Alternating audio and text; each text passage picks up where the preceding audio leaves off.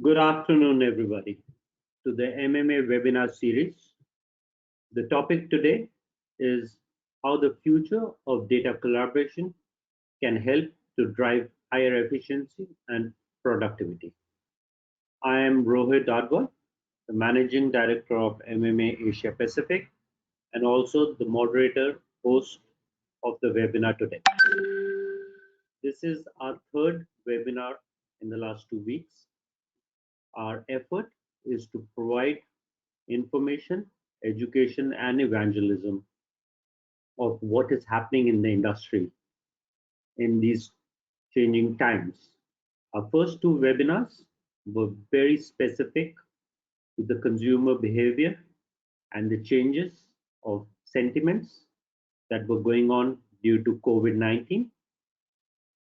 However, we've now moved on a little bit to start looking at some subject matter expertise on working and enabling content services, which we believe are critical for the success of the industry as we move forward. We believe the times may have changed a little bit, but to understand what's needed in the industry, what are the aspects of the industry that need work on, still continues to grow. So with that, this particular webinar was put in place to address some common challenges that the industry continues to struggle with, namely inefficiencies in measurement, fraud, brand safety, coupled with the fact that there is a lack of transparency and mismanagement when it comes to privacy issues.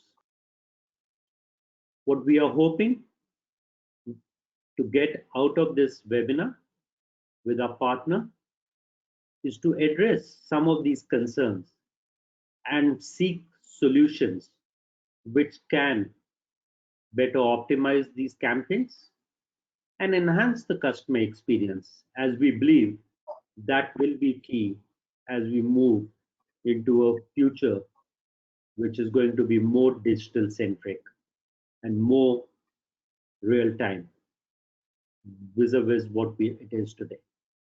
We do have certain technological infrastructure challenges, but they are being overhauled in the ADTECH space or the MARTECH ecosystem space in real time. Some of the key takeaways we believe that you guys should take away is understanding the concepts of federated learning and differential privacy, which is what we believe the future will be, especially with the fact that there will be a world without cookies as we move forward in the next 12 to 24 months. Second is how do you reduce wastage and increase your efficiency on a real-time basis. Programmatic is something that we all are accustomed to, but these will also change and enhance from an experience perspective. And last but not the least, it is really about personalization. Personalization of all marketing and advertising messages, we believe, is going to be what the future will support, and the consumers will buy into that. So, for few of you who don't know who MMA is an industry body. Our focus is to work for the chief marketeers, pioneering marketeers who are looking at shaping the future. And our key strategic priorities are to work on the 4 pillars that you can see: measurement and business impact. This particular seminar or webinar is primarily under that first pillar, driving effectiveness of the advertising spends. We also work on org development, trying to figure out how people and organizations need to change to enable the digital transformation. We also work on inspiration, which is led by Smarties, which is our flagship rewards program. And it's the only recognized global marketing awards program, but also on certain other parameters like white papers. We've recently launched a cognition study, which talks about the importance of creative. And last but not the least, as is the case with every industry body, we believe in advocacy to help establish standards so that the industry can self-regulate itself. Advertising and marketing as an industry is not a regulated industry. And if we can self-regulate ourselves, we can keep at an arm's length from regulation. And for us, it is really about driving the enduring business value and increasing the worth of that advertising message and the consumer engagement in a hyper-connected world as we move forward. We would like all of you to engage with us. We are a membership-driven organization. Please do reach out to us if you would like to get engaged with membership or with any of the other activities. You can find a lot of that on our website, mmaglobal.com. So that was a brief summary of who MMA is. On the next slide, I would like to share with you is how this can be a very engaging webinar. We encourage all of you to ask your questions. You can see the control panel on the right-hand side of your screen. And you have a section where you can ask the questions. We will try and answer all the questions on real-time basis. But at the end, we will also keep 10 to 15 minutes to answer the questions which may not be very relevant or topical to the subject that is being discussed. So certain questions that people do ask, I would like to answer some of them. Yes, we will share the presentation at the end of the webinar. There will be a small survey that will be sent to all, and post that survey, you can download the webinar. So a lot of people do end up asking the same question, so I'm trying to address that upfront. And also we will have a Q&A section towards the end. You can share the insights using the hashtag MMAWeb on Twitter and social media. Would you choose so? It is a public domain information that we are going to share with all of you.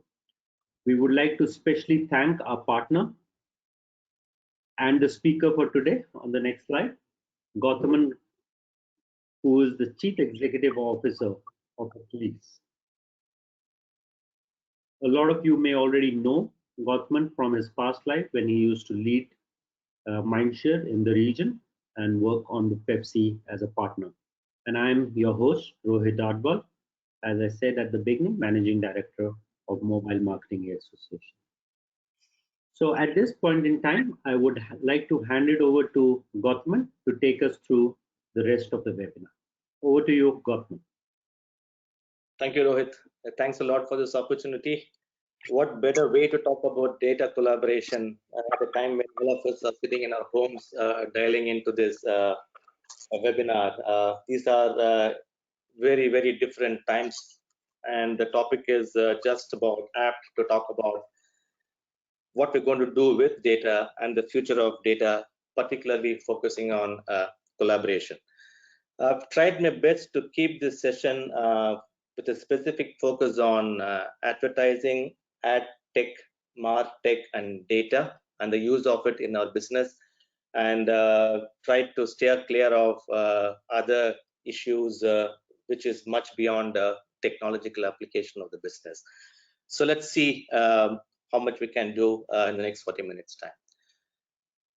To start with, at an overall level, I think we are getting into a stage where all of us today own less and less of data ourselves, and more than two-thirds of the data is belonging to the world outside ourselves. There used to be a time when organizations used to build their own data castles or big servers to store and use their own data, and that was sufficient enough to run the business. Today, we are leading into a situation where the definitions of data owner itself is now getting fluid to call themselves as data originators, owners, controllers, processors, users, and there are multiple definitions of what happens with the data, so much to say that it's almost getting like an oil refinery, refining the data for usage at different stages.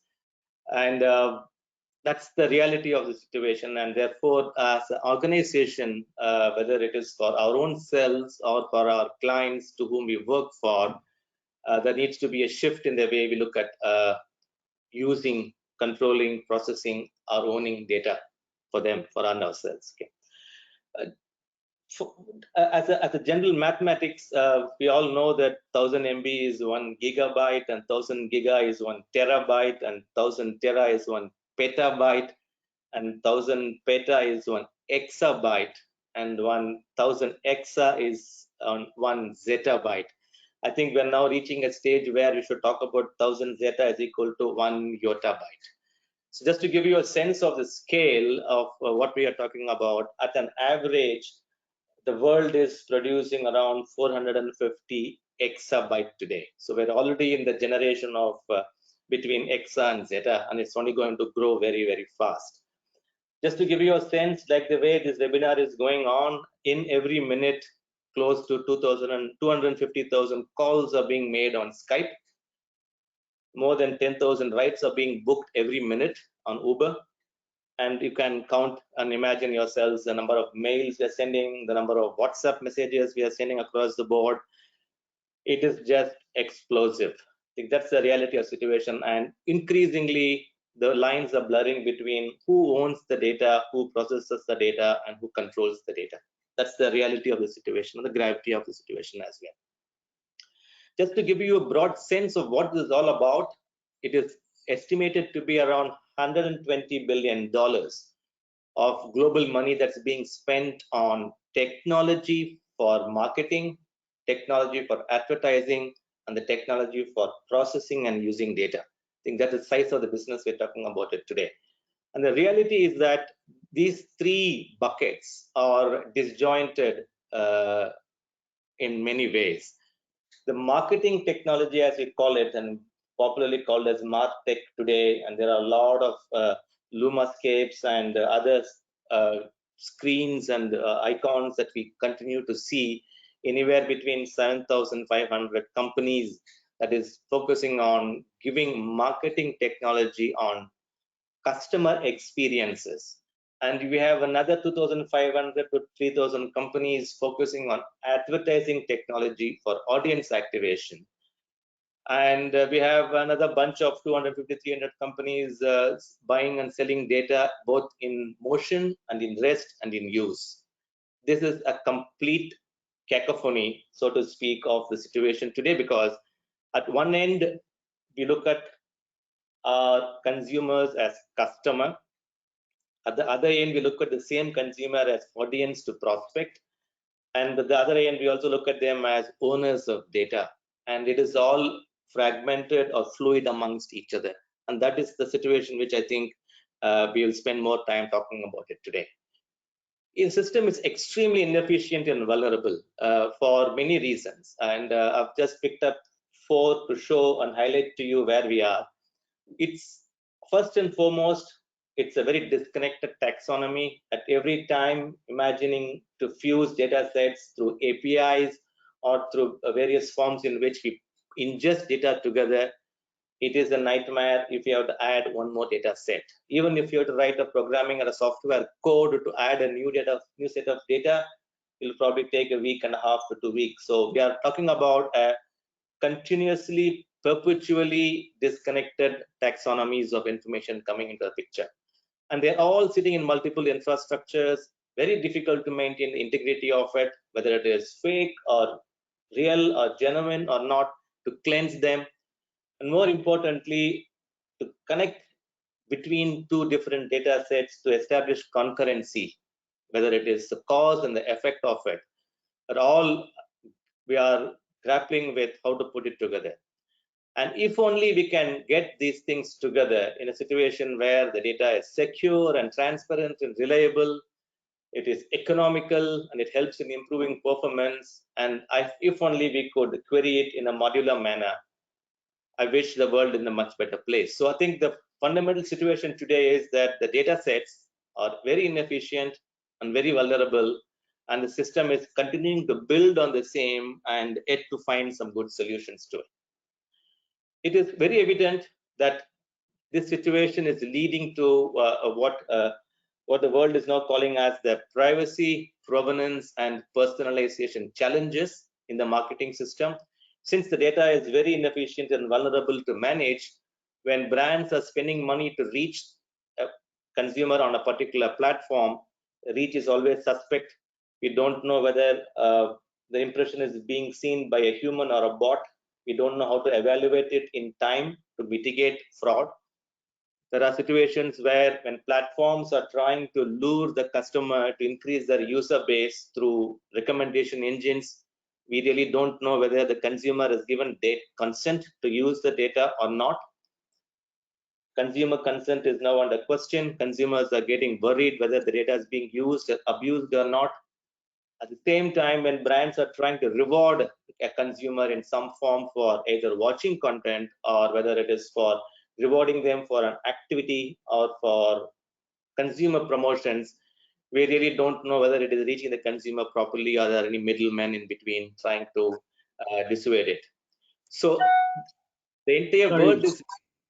Even there's a question on the earlier slide. You mentioned there's $120 million worth of tech, and on this slide it says 1.7 trillion. What's the relationship between the two? Yes, so 120 billion, which I mentioned here in the earlier chart, is the money that is being spent on technology between marketing tech, advertising tech, and data being bought or sold. Whereas this 1.7 trillion economy that's mentioned here is the overall marketing economy, marketing ecosystem, which includes money being spent on paid media, owned media, website development, consumer promotions, loyalty programs, the works. So 120 billion is part of 1.7 trillion economy. Yeah. Thank you. Yep. So the challenge we have is because the data is disconnected, disjointed, and not able to be connected very well for better use, the relationship between brands, platforms, and consumers are stressed or not seamless in its exchange, leading to challenges of privacy, leading to the challenge of provenance and personalization. So what I'm going to share with you today is what are the things that are happening today to mitigate this, to solve this problem, both at an industry level and at key players who are influencing the entire ecosystem today.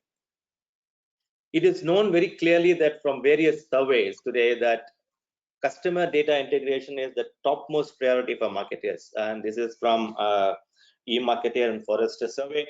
And Juniper Research talked about as much as $100 billion of money being lost to fraud by advertisers in the next 2 years' time. It's estimated to be 55 billion this year, and it is continuing to grow despite all our efforts. Personal data protection is a universal concern from all the consumers, almost half of them. 1 in every 2 people who've been spoken to are worried about whether data being used properly or not.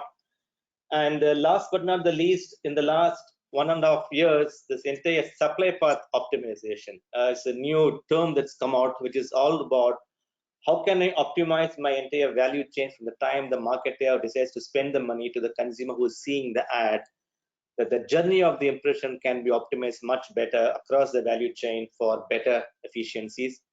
And lo and behold, provenance, which often gets ignored in our state of discussions and all, is becoming now a regulatory requirement. And I mean, when I say provenance, I'll just explain to you in a minute. It is when a consumer has given consent to use his or her data to a particular data processor or a data owner or a controller, it is contingent upon the processor and the owner to give back the reason to the consumer on what has been done with his or her data, so that it is made clear to them. So it's a requirement. Not many of the consumers ask, but that does not mean that it is not to be kept ready. So provenance is one of the key areas of focus, whether it is GDPR or CCPA or PTPB in India or PDPI in Indonesia and any other markets. the need to keep the record of what has been done with the data is an absolute mandatory requirement. And I think it is shifting the way in which the world is navigating in the next 1 or 18 months. And we'll talk about it in detail. Right. Even there's a question on the slide. This is from Ajay Kelkar. He's the co-founder Hansa Equity. His question is, reach, rewards, and recommendation all belong to different parts of the marketing budget. Do you feel there's a common customer strategy that will allow clients to think differently? There is that's the holy grail which the world is moving towards. If only I could connect everything between the reach to the consumer and the rewards I give to the consumer and the recommendations that's being made to the consumer to make an act on. Today, the challenge we have is we don't have a unified view of the consumer, and therefore we're not able to connect the three. And one of the points I'm going to talk during the course of the session is exactly this particular thing, to address how a better collaboration between the stakeholders in the ecosystem leads to a much more synchronized relationship between reach, rewards, and recommendations. I think Ajay can just hold his question for some more time, and perhaps he might find some answers to it as we progress. Right? So I'm going to proceed further on this. We talked about the importance of marketing technology and needing convergence, and this is a very good construct. I have to give credit to Forrester for this, with due claimers on this. They structured this entire situation as three broad stakeholders. There are companies, what they call their systems of insight, which is focusing more on existing customer data, what they do with it, mostly the MARTECH ecosystem. And there are companies which is focusing on systems of engagement, which is prospecting new consumers, which means that it's beyond my own control of the universe of the consumers I know. And there are technologies that is driving both systems of insight and systems of engagement. And today the situation is that all these three are broken, disjointed, or disconnected, and everybody is now trying to find a way in which they can orchestrate, analyze, or deliver seamlessly towards the holy grail, which is the contextual marketing, which Ajay was just referring to some time back. And there is a view that more than 2/3 of them believe that the existing technology is not ready or is not able to solve the problem, and there is a need to look at alternatives, and which is where I just want to introduce the new and emerging concept for which has been used and abused for a long period of time. It is not Bitcoin, it is not blockchain, it is what I would largely classify as a distributed ledger technology. I'm not even going to go to cryptocurrencies and others, but the need today is for a shared, authentic, and a decentralized ledger, which is owned by the ecosystem, so that the disinformation can be shared seamlessly, the taxonomy is resolved, concurrency is maintained, and therefore the efficiencies can be drawn upon, and which is where the industry is now trying to move towards.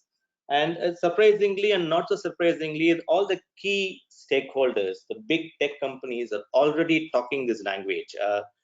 To start with, Google, in the Google Cloud platform, just announced the beginning of this year that they are going to partner with Hedera Hashgraph in facilitating a distributed ledger platform, and they have owned a node in it, and they're going to actively encourage developers to continue to work on this distributed ledger technology for the future.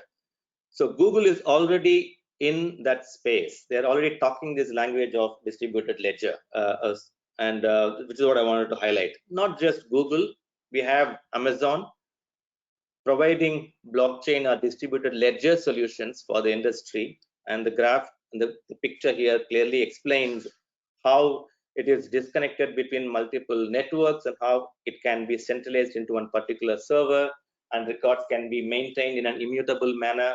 And AWS today provides distributed ledger solutions on the cloud as a service for the companies to use if they want to use.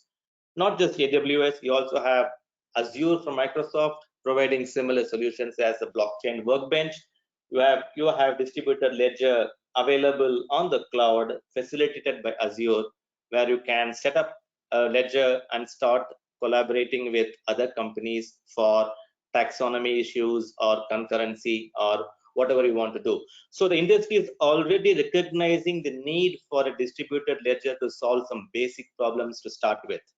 So what it means is that we are already talking about transitioning from a distributed database, which is about just processing data, to a distributed ledger, where it is all about a peer-to-peer network, and the shared and replicated records are being kept in a protected situation where data can be managed very well.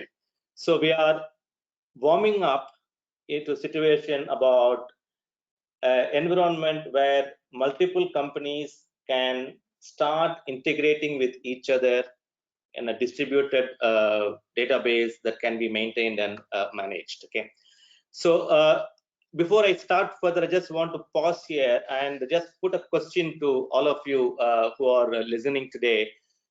If you think there are any challenges we have in the programmatic advertising today, I've just picked up 4 to talk to you about. What do you think is the most pertinent challenge for us? It will help me to navigate to my next chart, if you can just spend some time on this.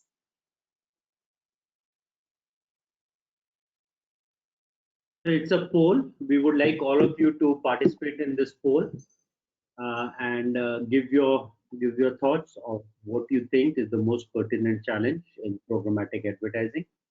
And we'll close this poll within 45 seconds and share the results, and that will help G-Man Gowthaman also to address certain specific aspects of his presentation based on where we believe the audience looks at.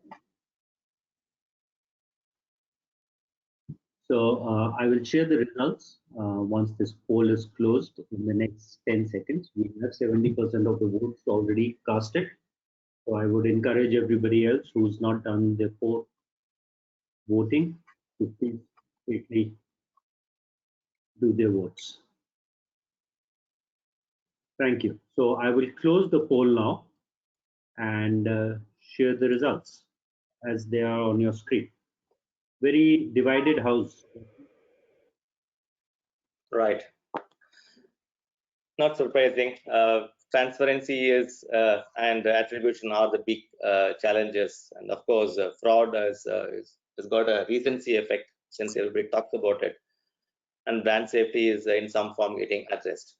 So good. So if these are all the key challenges, I just wanted to explain how the current situation is and why it is mitigating these challenges. Okay. Can I go back to the charts, please? Yep. Okay. Yeah. So I think even from the poll results, it's quite evident here. I've just picked up 6 stakeholders in the value chain, not all of them. There is a data enrichment company, a DMP as you call it, if you want, or if you own a unit, and then you talk to a demand side platform and you plug in a programmatic a DCO in between, and then it goes to the ad server and to a supply side platform and a publisher, and then that gets released, and it's a circle and it keeps continuing to go. The reality today is each one of them is talking to everybody else, and there is poor concurrency and control of the information, and the taxonomies are challenging, although the industry is trying to in some form trying to simulate or simplify this inefficiency in the system. Imagine if this is structured in a different manner, where through just a distributed ledger, where everybody, all the stakeholders just plugs into it, saves a hell of a lot of time in terms of data and taxonomy. This distributed ledger is owned and maintained by all of them. It immediately facilitates concurrency and lifts the game and mitigates all those 4 issues which you just highlighted, whether it is safety issues or transparency or fraud or any one of the other challenges. That's as simple as what a distributed ledger can provide to solve. And today we're in a situation where we don't just have the 6 players, we have a very complicated ecosystem, which has got multiple players coming into it from both from the advertiser side and from the publisher side. And the number I have put in there on the top is just the money that's being spent on technology for programmatic. I'm not even talking about the programmatic spends, which is anywhere between 70 to 80 billion today. $27 billion is being just spent by the marketeers in the technology to connect these band-aids in the chart I put in here. If only this entire ecosystem can be put on a distributed ledger, the amount of transparency and the efficiency that can bring into the system is huge. And this, to my mind, is one of the lowest hanging fruits. I will talk to you later about some of the work which we have done in this and the benefits that comes out of it. But I just thought I can use a simple manner to explain to you about the importance of distributed ledger and the collaboration between the stakeholders just to give provenance to the supply chain. Okay. Just we'll park the start about provenance here and jump across to the next challenge we have. Today, just like the way we have this paid, owned, and earned media, which is talked about a lot, I would like to see data as well as owned, paid, and shared data today. All the clients, all the marketeers have their own data about their own customers, and they do their own customer reviews, feedback mechanisms, surveys, device IDs, behaviors, and customer transactions, which in all estimates from various points of view indicates that they just own only 1/4 of the information they wish they had. Even though it is 100% accurate, and whose half-life means that is very good, because you know the consumer very well, and it is most relevant to you. You have control over only 1/4 of the information, which is why most of the marketers pay for others' data. The second level is others' first-party data, as we normally call it, as the second-party data. We buy from a complementary brands, we buy it from publishers, retailers, and walled gardens, and we try to push our scale of contact to 45 to 50% from the current 25%, but with limited, lesser accuracy and lesser half-life. And then we pay more money with publicly available information, which is what we call as third-party data, whether it is customer data or ratings and publicly available records or consented declarations. And I've specifically used the word specialized inferences, which is the other word for cookies. These are all the other data marketers buy to get towards 2/3 scale. But the reality is that we all know that whatever the publicly available data we buy today is just half efficient. The reach is still a spray bullet, and like sticks to half of them, and other half is not relevant. The half-life is very high, which means it dies in its relevance very fast. But this is the choice today for marketers: whether how much should I pay for second-party data, and how much should I pay for shared information, and how much it is relevant to me in my ecosystem. And in this context, sorry, we have a couple of questions, and I think they're very topical here. The first question is from Deepak Oram, and his question is: Are we convinced that ad networks and their supplementary technologies don't have vested interest in optimization, not being scaled to an extent that it brings down spends? See, the intentional decisions by the ad networks will always be suspect and questioned. But I would like to believe, for the purpose of this discussion, that everybody is a victim of the situation rather than any intentions to it, to be honest. Because we'll never be able to find and establish the fact that there is any manipulation of information. But if there is any manipulation, there is an alternative intervention in technology that can catch it as well, and then we put another bandage on top of it. So we'll never be able to find out, Rohit. But for the purpose of this discussion, let's assume that we're only talking about, we're not talking about intentional manipulation, but technological constraints we have in getting things done right. Yeah. Okay. Thank you. And there's another question, and to everybody, all the attendees, when you're asking your questions, please do mention your company and your designation so that it's easier for Gautam to give a contextual answer. The second question that we have is, won't the unified ledger, the way you are proposing, weaken the power of platforms today claim to have via the data they own? This is being asked by Tarun Dhawan from Vietnam, I assume. Yeah, hi Tarun. I think the good question, but the thing is, I'm yet to cover some of the challenges we have on unified ID, because the unified ID is still from the source, and we're still not able to eliminate duplication, which is the biggest challenge we have today. Which is where, when we move from the third-party data to fully using first-party data, hopefully we should be getting closer towards unduplicated unified IDs. And I'm just going to cover it up very quickly, Tarun, and Rohit as well. So let's keep the thought here that there are three types of data sets: one which is owned, one I pay for others, and I depend on shared information, and I'm trying to maximize and optimize these data sets. The reality is that this market is worth 33 billion today, just buying and processing data. And there are three big challenges we have. Google recently announced beginning of this year that they're going to pull the plug on third-party cookies, and proposed an approach called differential privacy and federated learning as the future. And they opened the privacy sandbox for use for everybody in the industry to join and work with them. And I'll spend some time talking about it. Safari, as you all know, has intelligent tracking protection, and as we speak, a couple of weeks back onwards, it's completely cleaned up as opted in. You have to choose to get it back. Otherwise, Safari by default comes with completely protecting or blocking third-party cookies. So is Firefox on what they call as enhanced tracking prevention. So in the next 18 months time, this 56, 24, and 10 are the browser share of the industry today, which is around 90. There are certain markets where in Southeast Asia, UC browser and others are available as well. But if you put it as a Chromium block and a Safari block and a Firefox block, almost 95% of the browsers in the next 18 months time will not be having third-party cookies. So you're only dependent on owned and paid data for your targeting purposes.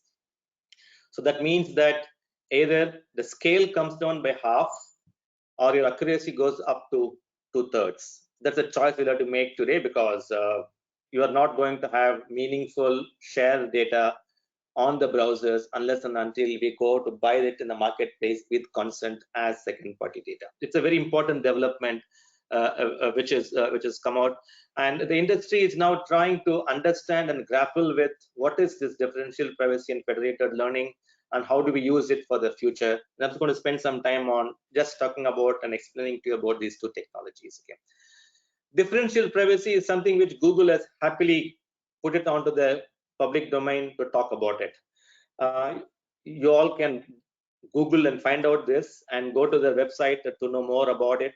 Essentially, what it means is that as a differentially private data, you will not be able to trace back to the source of the individual, but you will be able to get everything about it in terms of the behavior. As they say here, if you're a health researcher, you may want to compare the amount of time patients remain admitted across various hospitals without knowing who the patient is. So differential privacy is a construct in which you can get everything about a particular individual, but not just anonymizing it, but not be able to trace back to that person. Okay. This is a new technology which Google has been using it already. Not just Google, Facebook also announced it to say that they have a similar approach, and they're using this privacy protected data for independent research on the impact of social media on democracy. And they have, and every single platform that uses first party data today for personalized recommendation has some form of differential privacy built into it. And what it means is this. So a data is protected through a cryptographic architecture, and only the amount of information that is available without anonymization is used for learning purposes when it is used by everybody else. So I'm just introducing two key concepts here, which is a cryptography, which is used to anonymize data, and a consensus approach where anonymized data is used for learning purposes by everybody in the ecosystem without being able to trace back to the consumer. This is now being used as a solution for the future when the third-party cookies disappear in the next 18 months' time. So let me just simulate and show you how it works in a pictorial manner. What it means is that as a differential privacy as a construct means the data sits in the native's location only, which means that your data will sit in your browser, in your house, or in your server. Similarly, the data will be sitting in the client's place and client's location in the location, and the raw data and the native server is untouched. Through cryptography, the non-PII data is then moved out, but still stays in the same server inside the organization, and then only a set of parameters are exported out of the premise or the server. This is what they call as differential privacy. What it means is that non-PII data moving out of the native server only as parameters and gradients. This technology is now being used by almost all the platforms, and the reason why I'm very really keen to share this with you all is, as marketeers, as agency partners, we should definitely start understanding the application of this and how we can use it in our own industry, in our own way of life, in understanding consumers, because otherwise it will just become another technology owned by the platforms and not by others, that is marketers or agencies. So what they do once this differential privacy is constructed is, you then use those exported data amongst federation, amongst a group of companies, to analyze and use it for targeting purposes. I've just shown it as an example here. One federation could be just a combination of first 2-3 boxes. The other federation could be the combination of 3, 4, 5 boxes in the top. So different federations use this data and build models and work backwards for audience targeting purposes, what they call as federated learning. So this DP and FL as two concepts are now being used as an approach to solve the problem of third-party cookies and its elimination in the near future, and an approach to use first-party data with consent for analytic purposes. Okay, so if I want to really pause here and I want to run another set of poll just to ensure that we get the concepts right. To run a poll, what kind of a data does a federated learning use for audience modeling? You all can just think through and give us your answers. While we get these answers, there are a couple of questions, Gowthaman, and I think we should address that. Take this opportunity. So this is a question from Siddharth Sharma from Unicorn Tech Media. Which category does Google in market data come into? I'm not sure if you got the question. Sorry, which category does Google in market data come? Google's in-market data will be shared data because it's available for everybody to use, unless and until they give you consented data of the login users, which I think they won't give it. So it will be shared data, not the first to respond. Thank you. So there are 5 seconds left for the voting here, please. So if you can have your say and get your votes counted, and then we will share the results.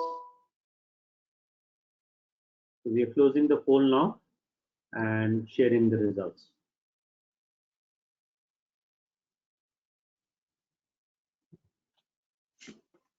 All right. So thanks. It clearly says that I haven't explained it very well. So what kind of data does federated learning use? Federated learning can only use parameters and gradients. It cannot use first-party data because first-party data means that you know the source.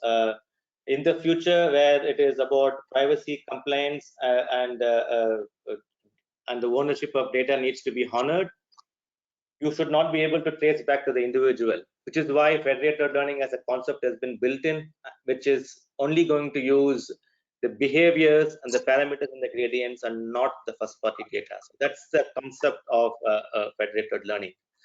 I know it is difficult in a short span of time to think about it, but I urge you all to really visit the Chromium blog from Google to know more about what is differential privacy in federated learning. So I can move on to the next point here, which is along with privacy, we are also having other challenges when it comes to data. So the idea is that when the parameters and gradients are brought in, we use it for audience targeting and personalization, and we can use it for settlement purposes. So that is why the data sources are important. So let me skip from here to the next important point. It's about the gardens and the personalization today. I mean, one of the single largest challenge marketers have today is each of the gardens have their own personalization engine, and consumers walk in and walk out of individual gardens. They go to social media, come out. They go to a YouTube video and come out. They go to commerce and come out. They go to search engine and come out. Each of these gardens processes information for their own user base enhancement, but not together. And the marketers are also having to spend their own additional investments in running loyalty programs or content initiatives or point of sale, which is offline. The thing is, as an industry, we are today spending close to $60 billion only on customer experience tools. I'm not even talking about engagement cost. It is just the technology cost. And still it is fragmented across various gardens today. And a survey which was conducted recently just talked about more than half of the clients are still saying that they have only ad hoc tactical initiatives, but no real customer experience strategy or tech capability to connect these gardens. So the personalization is the next biggest challenge. We have provenance challenge from in the beginning, then we had the privacy challenges, and then we have now personalization challenges where, because we're not able to collaborate with data in a significant manner, we're not able to do a good job of an unified personalization.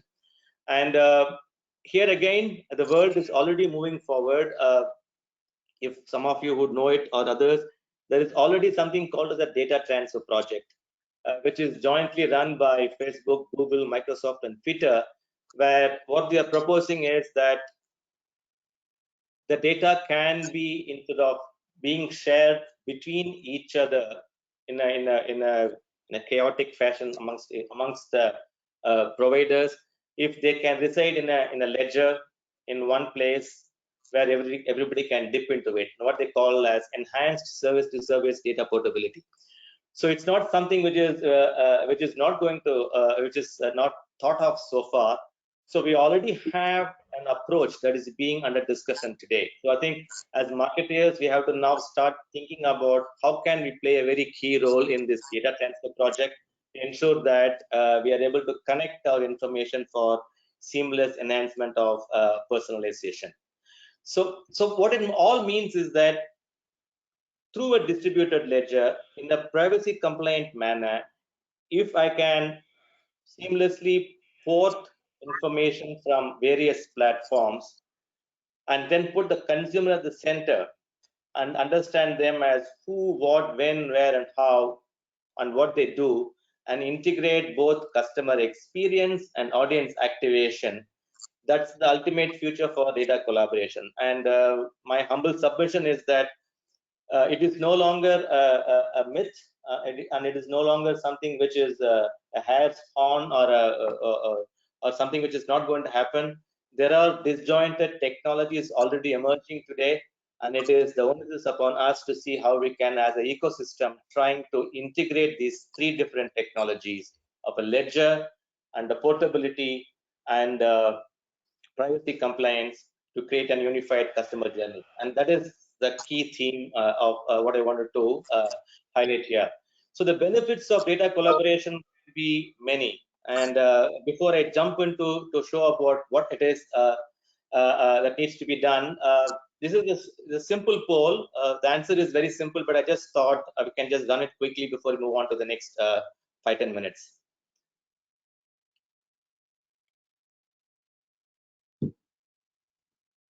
So this is the next poll. What are the benefits of data collaboration? You guys can please have your say. And also, in the interest of time, I do want to mention the questions that we are not able to answer. We will try and get Gowthaman to answer those questions in person on email. They'll be sent to him, and we will get those responses back to you in a couple of days. But for now, we'll try and address some of these questions towards the end of his presentation. So if you do have questions, please do send them on the control panel. And with 5 seconds left to vote, we will get the vote closed in 4, 3, 2, 1, and it's closed. And the results are there on your screen to be shared. Yeah, I like it. But I quite like, I mean, there are preferences in how this data can be used. Yes, collaboration can be used across all three, but yes, personalization is the most preferred priority for, I guess, the marketers here. So couldn't agree with you more on this. So let me just, in the interest of time, I'm just going to breeze past how this can be done. Here, the idea is that there are 3 ways in which we're trying to solve this problem. One is to resolve the identities to answer the question of who's exchanging what value and how we can reduce wastage through superior targeting. The other one is about the entire optimization of supply path. How is the value being exchanged, when and where? And the third is using the data that can be collaborated between partners. How can we reward consumers a lot better? Okay. So some of the trends today, which I think we also keep in mind, I'm going to skip these charts. I'll come back to this later. Is from an identity resolution point of view, this fused and unified customer data can be used a lot better directly plugging into the DSPs or the CDPs. And even today, many OTT players are trying to use this to target consumers and target content a lot better. And this is also being used now as a means to connect offline data with online data. More importantly, for the group who's listening to this webinar, please do participate in Project RIA from IIB Tech Lab. They have just launched this initiative a couple of weeks back for the industry to join and contribute to the world beyond cookies, what they call a Project Re-architecture, and how to harmonize privacy with personalization. I think it is open for all industry bodies to join. Please log in, and on the behalf of IIB Tech Lab, I really want to urge you to take a look at what Project REARC is doing on identity resolution. From a supply path optimization point of view, some of the work which we have done clearly indicates that as much as 20 to 30% productivity uplift can be done if the entire programmatic value chain is put on a distributed ledger, which gives you huge benefits in these times when budgets are at risk, or budgets are at a short supply, and efficiencies of the highest order. You can, using a distributed ledger, make a programmatic campaign 20% at least more efficient, or spend less to get more impressions, or spend less to get lesser impressions in an optimal manner. Here, there are also other initiatives where payments can be connected as well. A good project is being done out of Singapore here. But most importantly, the similar project is what we are trying to explore with BARC in India, where a similar distributed ledger technology can be used for TV spot reconciliation, which is like a big thing. Now we are talking about 520 million spots in a year. We don't, instead of waiting for a monitoring report to come and reconcile it later, if we could reconcile the spots in time, the make goods are easier. The ledger takes care of it in terms of concurrency. Broadcasters benefit, the agencies benefit, the clients benefits in terms of superior visibility of even television campaign. So it is not something which needs to be looked only from digital point of view, opportunities to do your on TV spots as well. It's very, very useful from a distributed ledger point of view. Consumer rewards is a very interesting one. We are getting into the era where consumers are being rewarded for watching content.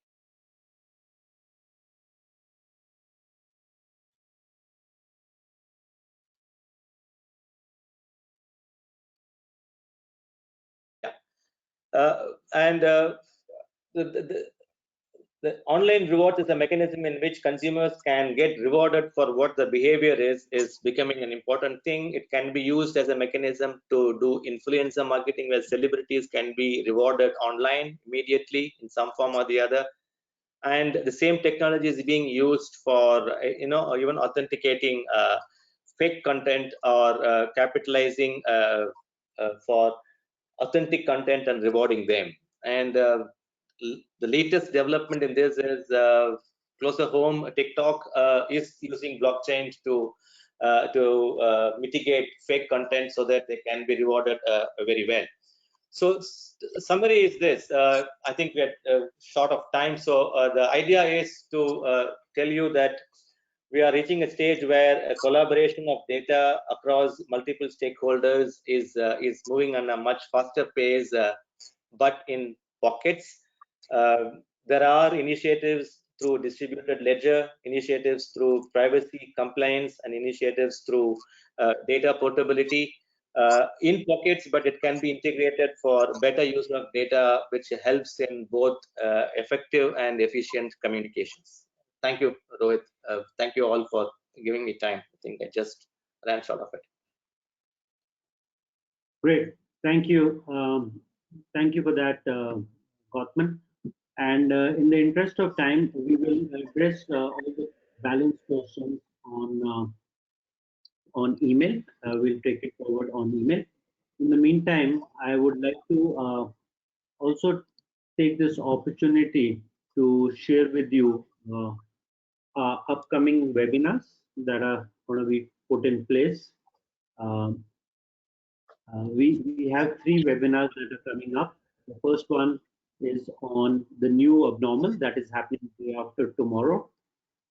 It is, sorry, one second.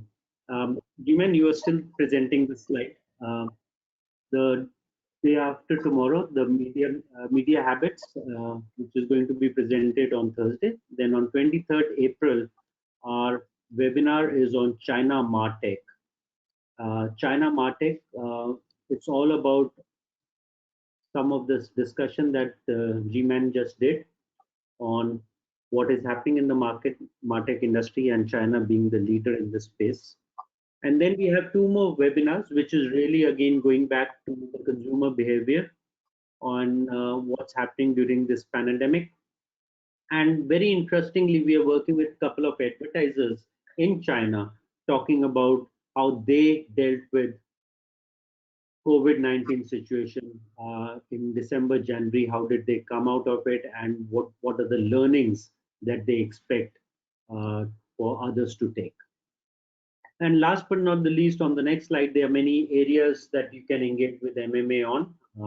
If we can move to the next slide, we are hoping that you guys will take this opportunity to engage with us. We do a fair amount of work when it comes to measurement, Internet of Things. These are some of the programs that are running. As I said, it's all available on the MMA Global website. We would like you to engage with us, participate, visit that. And on the last slide, the other areas that you can engage with us is on our social media. We also have a newsletter, MMA Smart Brief newsletter, which gives you an updated news on what's happening in this world. We are a very strong community of 45,000 people on our LinkedIn. You can subscribe to that to get latest updates. And obviously our case study hub and benchmark reports, which are all available. Last but not the least is the webinar series that we work on. And we do have another webinar coming up day after tomorrow on Thursday at the same time at 3 o'clock.